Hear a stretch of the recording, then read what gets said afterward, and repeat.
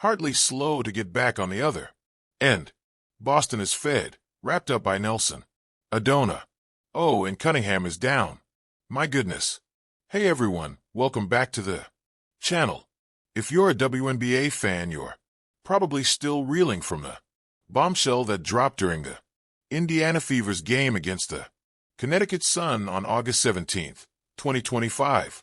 Sophie Cunningham, one of the Fever's key players, went down with a knee injury, and it sparked a firestorm of reactions, some calling it a tragic accident, others whispering about something more sinister. Today we're diving deep into what happened, why the WNBA might be in panic mode, and whether there's an agenda against the Indiana Fever. Buckle up because this is going to be a wild ride. Don't forget to like, subscribe, and hit that notification bell so you don't miss any of our breakdowns. Let's start with the incident itself. It was the second quarter of a heated matchup between the Indiana Fever and the Connecticut Sun. The Fever were already struggling, trailing 28-13, when Sophie Cunningham, their sharpshooting guard, got tangled up with Sunyard Bria Hartley. Hartley was driving to the basket, made a pass, and seemed to slip, crashing into Cunningham's right leg near the knee. The collision looked awkward. Cunningham immediately clutched her knee, hopped around in pain, and eventually collapsed to the floor, visibly in agony. The Fever's training staff rushed to her side and she was helped off the court, unable to put weight on her leg. The team quickly ruled her out for the rest of the game, confirming a right knee injury. Fans in the arena and watching at home were stunned, and social media exploded with reactions. Now Sophie Cunningham isn't just any player. She's been a cornerstone for the Fever this season, especially with superstar Caitlin Clark sidelined for most of 2025 due to a nagging groin injury. Active hands for BG there. A steal. Cunningham from the corner for three. She hits it and she's fouled. The chance. 2. Cunningham's been stepping up big time, averaging 8.9 points and 3.6 rebounds per game with a career-high 47.7% field goal percentage and a scorching 44.3% from three-point range. In August alone, she was hitting 56.3% of her threes, including high-scoring games of 18 and 17 points earlier in the month. Losing her, even for one game, is a massive blow to a team already decimated by injuries. But what's got everyone talking isn't just the injury. It's the context around it and the questions it raises about the WNBA and the Fever. The Indiana Fever have had a nightmare season when it comes to injuries. Caitlin Clark, the face of the franchise, has missed 21 games, including the last 13 straight due to a right groin injury. Point guards Ari McDonald and Sydney Carlson both went down with season-ending injuries on July 30th against the Phoenix Mercury. McDonald with a broken foot and Carlson with a torn ACL. Earlier in the season, Cunningham herself missed 5 of the first 9 games with an ankle injury. Now with Cunningham's knee injury, the Fever are down to a skeleton crew, relying on players like Kelsey Mitchell, Lexi Hull, and recent hardship contract signees Odyssey Sims and Kira Lambert. This string of injuries isn't just bad luck. It's starting to feel like a pattern, and fans are asking, is something deeper going on? Let's talk about the immediate aftermath. Despite being down by as much as 21 points, the Fever pulled off a miraculous 99-93 overtime victory against the Sun thanks to a 39-point explosion from Kelsey Mitchell, tying the WNBA single game scoring high for the season. Cunningham, even from the locker room, took to X to celebrate her teammate, posting Kelsey freaking Mitchell. But the joy of the comeback was overshadowed by the uncertainty surrounding her injury. Fever reporter Scott Agnes dropped a major update after the game, revealing that Cunningham was scheduled for an MRI on Monday, August 18, 2025. As of now, there's no official word on the severity, but the fact that she couldn't return to the game and needed assistance to leave the court has everyone worried. What's fueling the panic isn't just Cunningham's injury. It's the reaction from those closest to her. Sophie's sister, Lindsay Cunningham, took to X with a scathing post, writing, WNBA.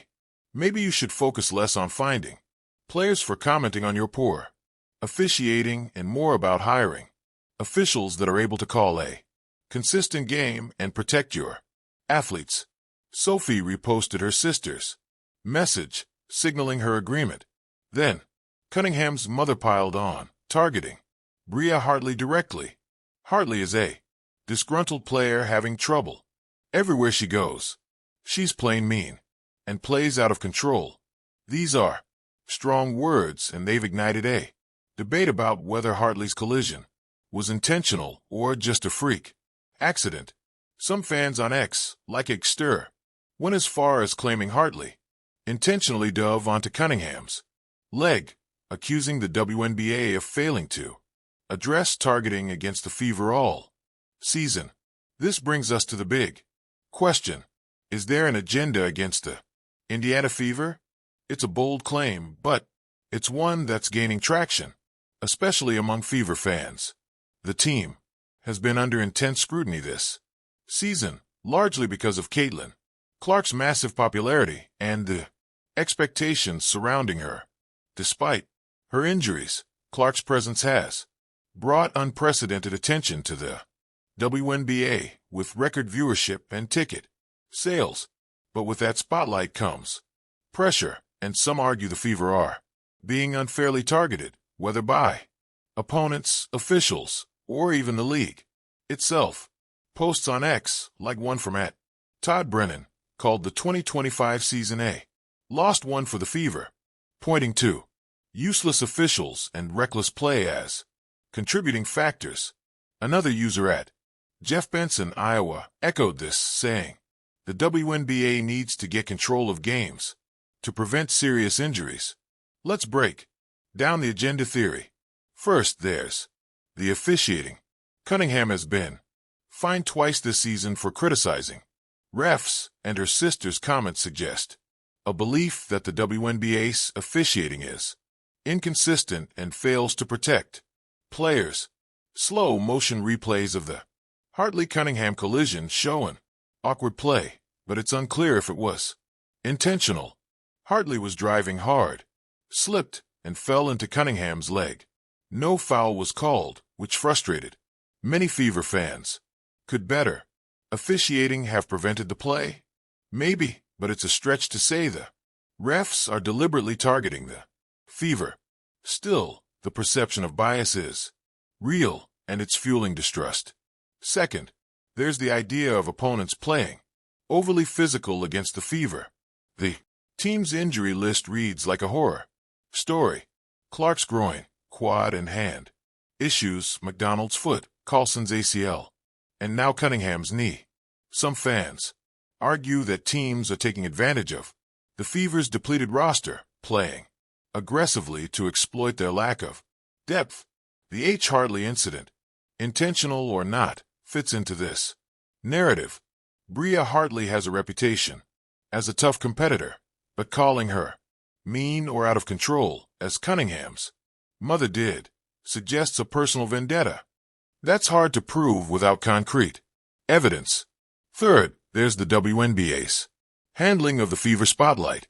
Caitlin Clark's arrival has been a double-edged sword. Her star power has boosted the league's profile, but it's also created tension.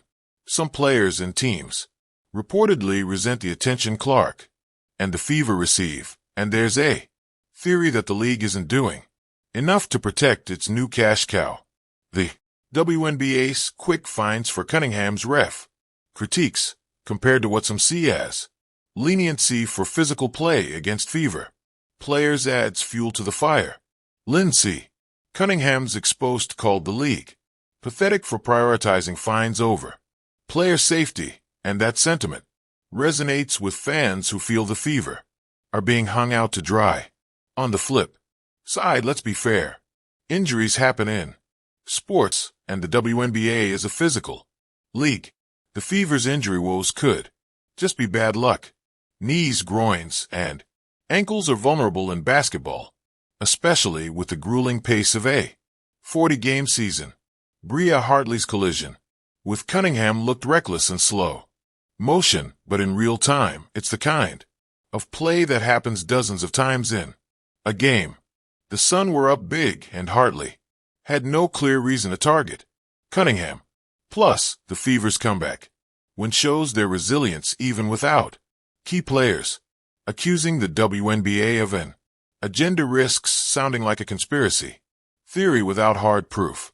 The league has a vested interest in keeping stars like Clark and Cunningham healthy, not sidelined. Still, the optics are rough. The Fever are 7th in the standings, fighting for a playoff spot with a battered roster. Clark is expected to return soon, but the team will be cautious to avoid injury before the postseason. Cunningham's MRI results will be critical. If she's out for an extended period, the Fever's playoff hopes could take a nosedive. Coach Stephanie White has been navigating this injury crisis all season, and her ability to keep the team competitive is nothing short of miraculous.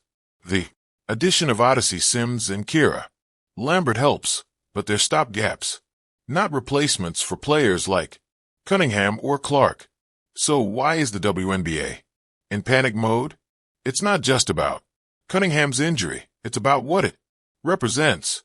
The Fever are a lightning rod for attention, and every setback amplifies the narrative that the league isn't doing enough to protect its stars. Fans are frustrated. Players' families are calling out the league, and social media is a battleground of accusations and theories. If Cunningham's MRI reveals a serious injury, the backlash will only grow louder. The WNBA can't afford to lose more star power, especially with the playoffs looming and viewership tied to teams like the Fever. What's next? The Fever face the Minnesota Lynx on Friday, August 22nd, 2025, and all eyes will be on Cunningham status. If she's out, the team will lean heavily on Kelsey Mitchell and a returning Caitlin Clark, assuming she's cleared. The WNBA needs to address the perception of inconsistent officiating and player safety concerns, whether through better refraining or clearer communication with fans. For now, Fever fans are holding their breath, hoping this latest injury isn't the final nail in a brutal season. What do you think? Is there an agenda against the Indiana Fever, or is this just a case of bad luck piling up? Drop your thoughts in the comments and let's get the conversation going. If you enjoyed this deep dive, give us a thumbs up, subscribe, and share this video with your fellow WNBA fans. Until next time, stay tuned for more updates, and let's keep supporting the game we love. Peace out.